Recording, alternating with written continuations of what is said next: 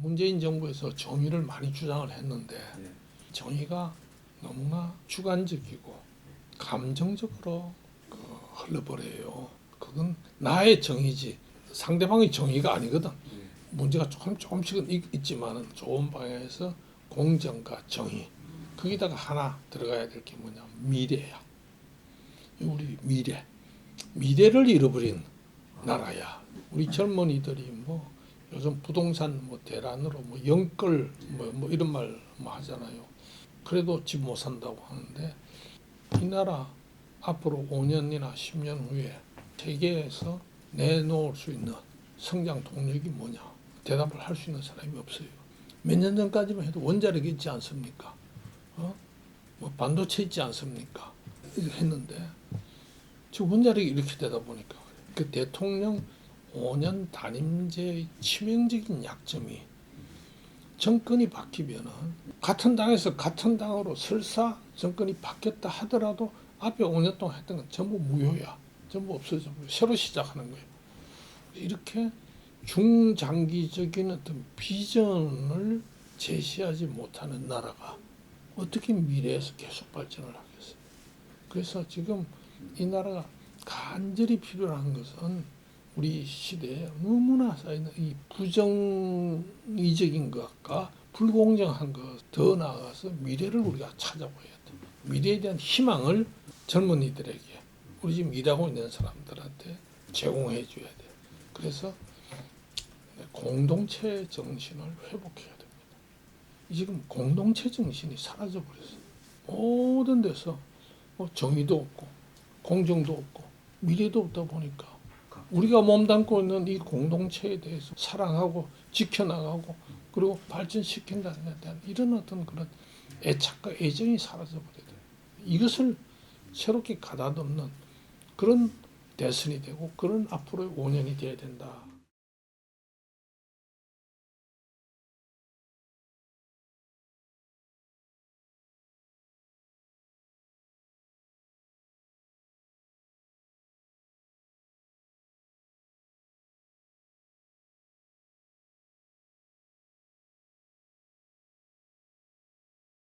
참 좋은 질문을 했어요. 사실 김형호만큼 개헌했던 사람은 아마 없을 거야. 나는 국회의장 취임 일성이 개헌이었어요.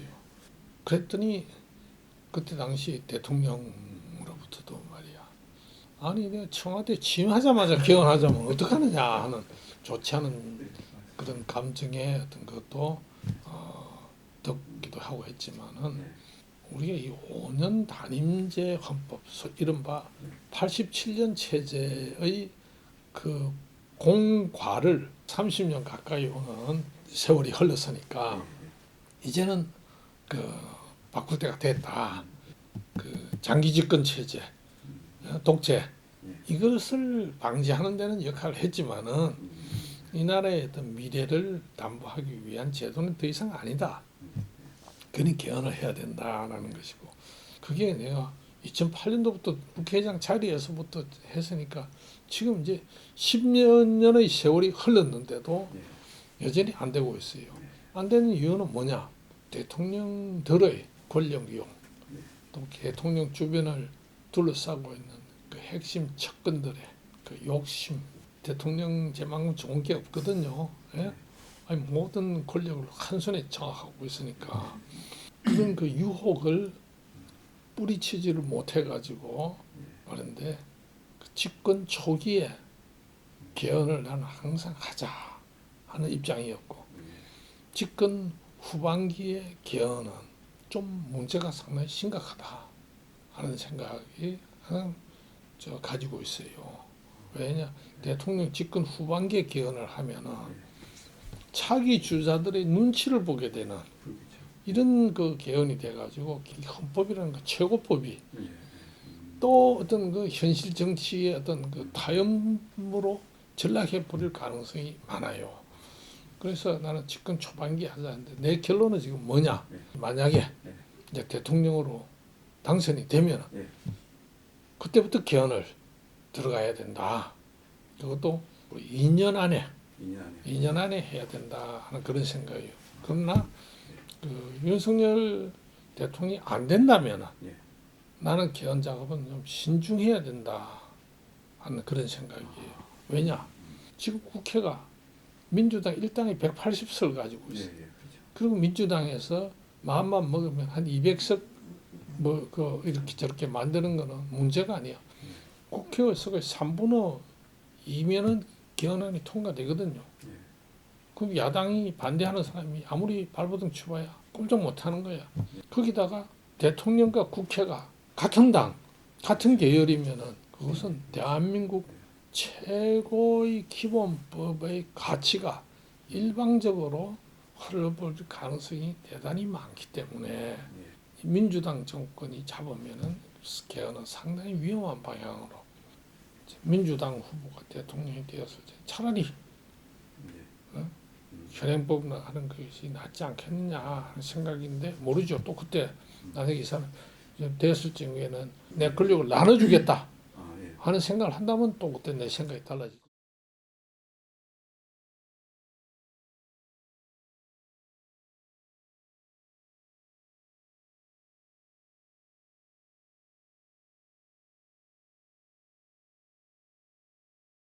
개헌의 핵심은 대통령의 권한을 지금 그래서 우리가 제왕적 대통령이라 할 만큼 세계에 이런 권한이 막강한 대통령이 없어요. 이런 제왕적 대통령의 권한을 어떻게 줄이고 분산하고 그리고 대통령의 권한을 일부에 국회를 갖다 주고 일부는 또 독립된 기관을 갖다 주고 이런 데 대한 논의를 한 다음에 그게 뭐 4년 중임제든 의원 내각제든 분권형제든 이렇게 해야지 우선 4년 중임제 이런 식으로 하는 거는 또다시 국민을 현혹하는 길이다 이런 생각이 들고 조금 현실적으로 들어가서 얘기를 하자면 이재명 후보가 됐을 적에는 완전 일당 독주 내지 독재의 형식을 가진다 그래. 국회, 정부, 청와대 뭐 모든 다 장악한 곳에서 장악돼 버렸으니까 그다음에 윤석열 체제가 들어섰을 때도 전형적 여소야대 형식이 되는데 자칫 잘못하면은 사사건건 새로운 대통령에 대해서 국회가 제동을 걸 거예요. 절대 과반수를 가지고 있으니까 이런 식으로 가버리면은 이 나라는 굉장히 힘든 여정을 보내야 될 것이에요. 한 가지 희망을 그나마 가지는 게 뭐냐면은 초기에는 좀 이렇게 힘들 거야. 그 2년 후에는 국회의원 총선거가 있다. 만약 사사건건 민주당이 제1당으로서 정부에 협조하지 않고 비판하고 반대하고 발목 잡기만 한다 하면 그 민주당 국회의원들 표 주겠어요? 안 줄 것이기 때문에 2년 중에 1년은 민주당도 이제 정책적인 정당으로 그 모습을 갖춰가지고 서로 정책 대결을 하는 보기 좋은 모습을 상상해 볼 수가 있는 그런 희망이 있기 때문에 어쨌든 윤석열 후보가 대통령이 된다면 그 2년 안에 개헌을 해야 된다 하는 겁니다.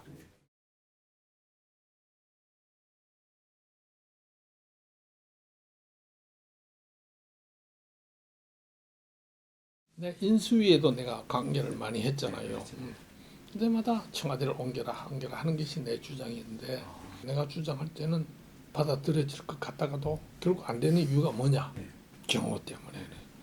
경호실, 경호하는 사람들이 말빨이 대통령 귀에 들어가면은요 되는 거 하나도 없어요.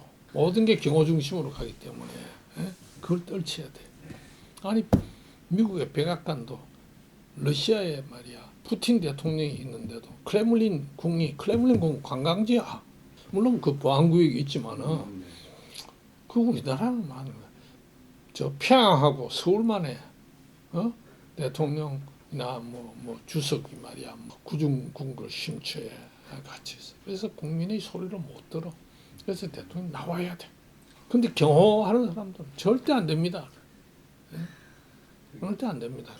문재인 대통령도 처음에는 하려고 했는데 경호원들이 안 됩니다. 그러니까 그건 못하는 거야. 그래서 당선된 그 다음날 뭘 해야 되느냐. 2달 남았잖아.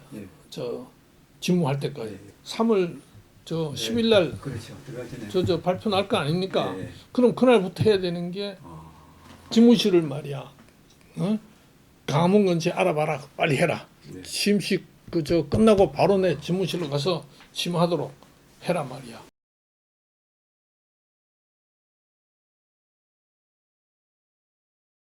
항상 왜 취임할 적에는 말이야. 누구든지 그렇죠. 다 국민의 지지받고 여론이 좋은 대통령, 모든 사람들로부터 참 환영받는 대통령 되고 싶지. 예? 그는 누구든지 마찬가지야. 근데 왜 물러날 적에는 우리나라 역대 대통령들이 다 이래 좋지 않은 결과 한마디로 웃고 청와대를 들어가서 울고 나오는 그런 대통령이 됐느냐. 그건 첫째는 대통령 집중제라는 이 권력이 너무 커서 미국의 대통령이 가지고 있는 권력이 요만큼이면 한국의 대통령 권력이 이만큼 가지고 있단 말이야. 예? 미국 대통령 비교도 안 되는 권력이 너무 크기 때문에 그것이 처음에는 제왕적으로 가고 후반에 들어가면 식물 대통령 급격하게 전락해버리는 거거든요. 그 두 번째는 권력이 크기 때문에 측근 참모들이 입심이 세요. 입김이 세지는 거예요. 그래서 대한민국은 민주공화국입니다. 우리 헌법에 있잖아. 이걸 빗대어서 누구는 대한민국은 청와대 공화국입니다. 할 정도로 청와대가 세지는 거예요. 이번에 윤석열 후보가 청와대 무슨 수석실 이런 거 사실상 폐지하겠다. 참 그 알고 하는지 모르고 하는지 떠나서 정말 그건 탁견이다. 청와대가 세지면 안 돼요. 지금도 저 장관들 눈치 안 봐요. 공무원들이 자기 모시는 장관 눈치를 보는 게 아니고 청와대에서 어떻게 생각하냐 이거 보고 있는 거야. 그러면 제대로 될 수가 없어요.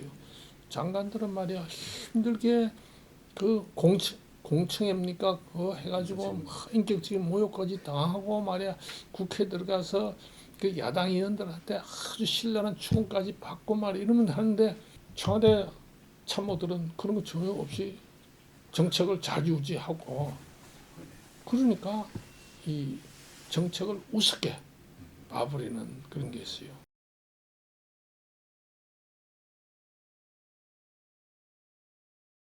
측근이 없을 수는 없지만 측근들이 만약에 귀를 기울이면 안 되고 공식 참모들과 아주 대화해야 돼. 예? 대화를 하고 장관들하고도 말이야. 자주 현안을 놓고 얘기하고 그 하는데 그 옆에 저 청와대 저 뭐 수석이나 수석급 배석하면 되는 거야. 배석하면은 예? 어디까지나 국무위원 장관이 대통령하고 1대1로 또는 대통령이 국무회의가에서 아주 심층적으로 여러 국무위원들하고 논의하고 이런 그게 시스템으로 정립이 되면은 그러면 대통령제라는 문제점에도 불구하고 괜찮은 대통령으로 남게 될 것이다 하는 것이고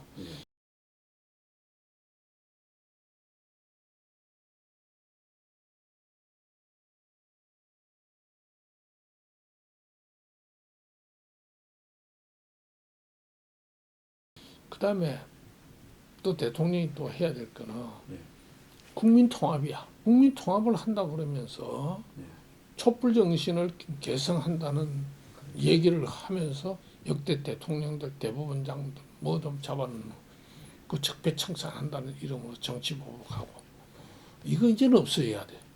예? 절대로 뭐 정치 보복이 없는. 예?